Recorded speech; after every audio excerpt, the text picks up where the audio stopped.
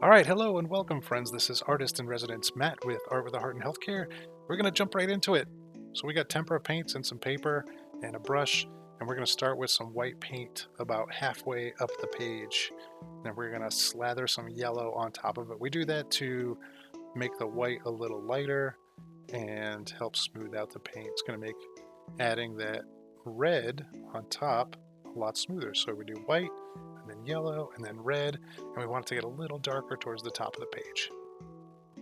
Kind of move it around until you got some nice smooth colors. And that's what we're doing. We're just kind of smoothing things out a little bit.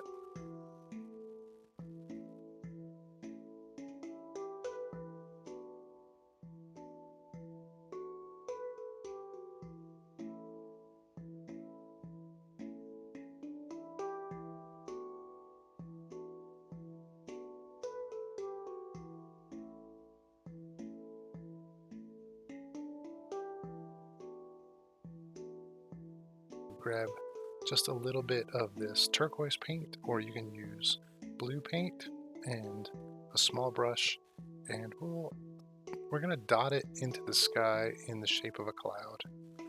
So I chose to make my clouds these shapes, but you know, they're clouds. You can make them any shape you like. There's no real wrong way to do that. Just gonna dot them in, and we want to leave some room for the red to still poke through our sky. Now when I do this, I kind of dot in the original shape of the cloud, like the whole overall sort of shape of the cloud, and then I try to darken, like add the shadows and the lights, you know, afterwards as I sort of build up the clouds a little bit.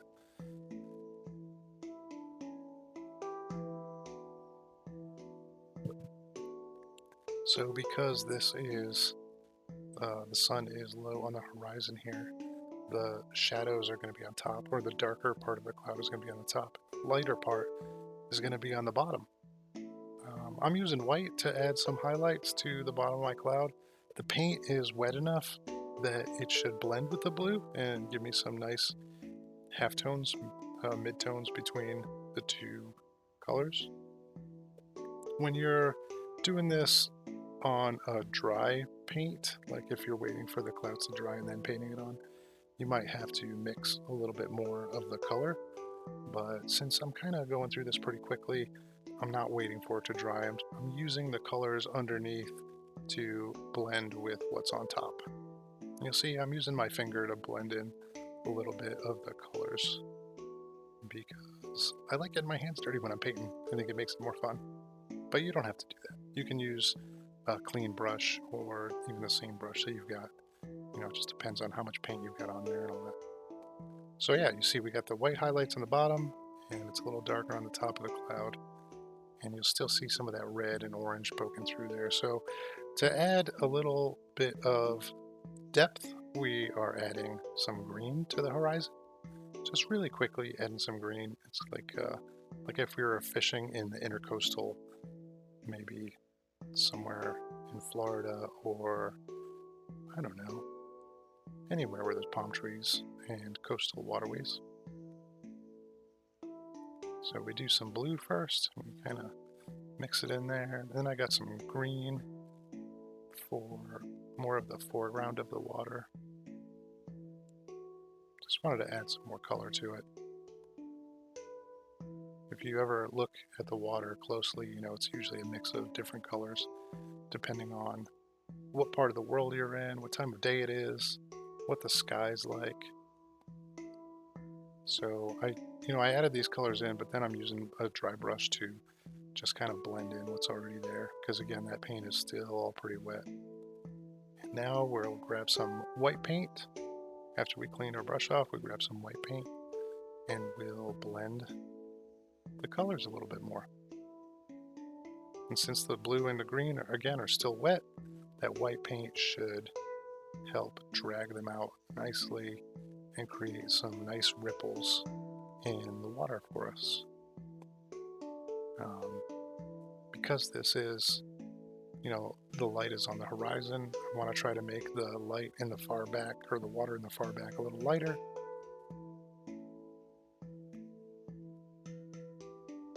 and have it darker in the foreground. So having the clouds up top, the dark clouds up top, and then the ground that we add in later almost frames the image a little bit. And, composition is an important part of creating any sort of visual art. So now we're just going to mix up some brown. We do that this time by using some red and green, mix them together until we find a nice brown. And then we're going to paint a big line down the side of our canvas. I know this is the part that always scares everybody, but it's okay. Remember, this is just an experiment, just having fun here, no pressure. The reason we use the darker colors in the foreground here, because in this scene, the light is coming from the background. It's coming from the horizon. So you'll see the bottom of those clouds illuminated, and you'll see the water in the background illuminated, and perhaps some of those trees in the background. But the foreground we're going to keep dark, and we will also do that to give the bottom of the image some weight to it. So it looks like everything's got a firm foundation, like this painting has a firm foundation.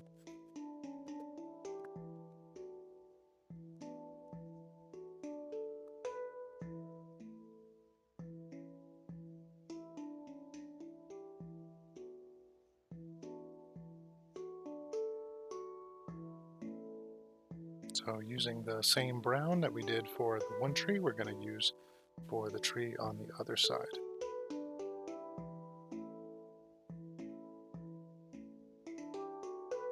The only thing that's really kind of important to remember about painting these trees is you want the bottom to be a little bit thicker than the top and not vice versa, because otherwise the tree would fall down. So I'm just layering on the brown paint. By this time, the paint in the background has probably dried a little bit, so it's not as much of a concern anymore. We're not worried about mixing too much with the background colors. But we just want to layer on some of this brown. Get this nice and dark.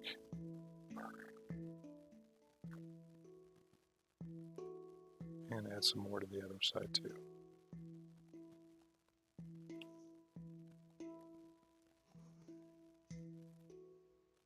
Now we're going to start adding some of the palm leaves, the palm fronds to the top. And you can, think this through a little bit more than I did here. But I just like adding the shapes to it.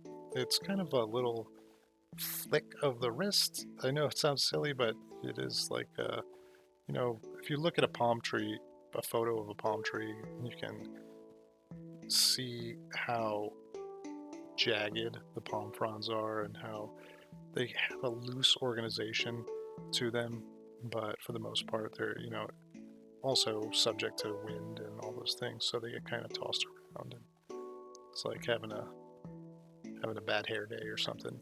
That's when my palm trees are having a hair day, I guess. Now I started using the same brown that the trees in the foreground were painted with, because I want there to be a consistent tone to the foreground, to the objects that are closest to us. It gives it kind of a cohesive appearance, like everything kind of goes together. And you'll notice that it's starting to set the brighter image in the back, set it a little bit farther back. So the palm trees, have a major spine that comes off of the palm fronds, excuse me. The palm fronds have a major spine that comes off of the tree, and then the little leaves come off of that palm frond spine, or backbone, if you will. And for this, I suggest doing these little shapes on a spare piece of paper. It does take a little bit of practice sometimes to get the hang of it, but it's worth it, because palm trees are fun and easy to paint, and they make for cool scenes, like especially when you're just using simple colors, like simple tones like we are today. We're not getting too detailed about it or anything. This is more of a gestural sort of painting. So after we get enough of this darker color down, to describe our shapes in the foreground. I'm going to mix a little bit of yellow up, maybe a tiny bit of white, but mostly yellow, and go along some of the leaf shapes and add the lighter color in there. I'm not going to cover the whole thing, obviously. I want there to be hints of light that are being caught from the sun on the horizon. So it'll light it up a little bit, it'll kind of give it more drama to the scene when you have those extreme lights and extreme shadows.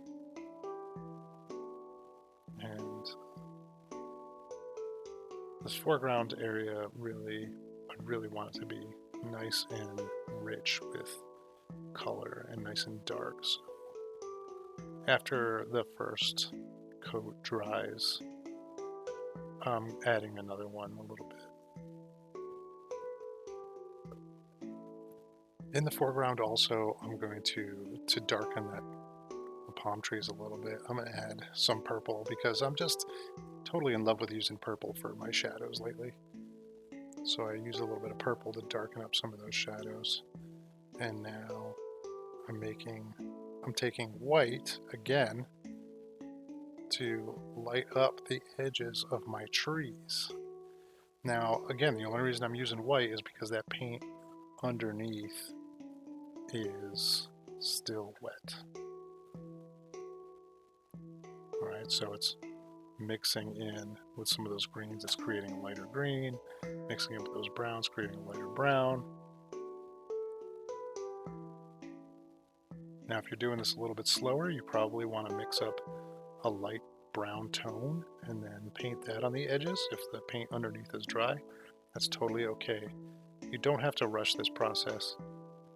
When I paint these scenes, I like to paint really fast because it helps me feel like I'm there. I like to just sort of imagine being in the scene and imagine the wind pushing the palm fronds around and the breeze going over my face and listening to the water. For me, that's the great joy of painting these fun little landscapes because it's like stepping into a different world. So now that we've got our foreground and trees painted out a little bit, we're going to go ahead and paint in our little fisherman. For this, we're not painting super detailed features on the character. We're just using basic shapes to, flesh out his body, their body, where they're seated. You see the knee is sort of a little bit visible on the left-hand side as it sort of wraps over the edge of the land. And then I wanted to give this character a hat because it's always good to think about sun protection when you're out fishing. I'm using a tiny little brush, the tiniest one I could find here, to create this little shape. It's almost like the silhouette, right? So after the silhouette, we can go in and add little highlights like this to the edges to show maybe some light falling on the character. And then I'll add a little bit of red in for the shirt that they're wearing. Here I was kind of cleaning up a little bit of the mess where I made the hat too large.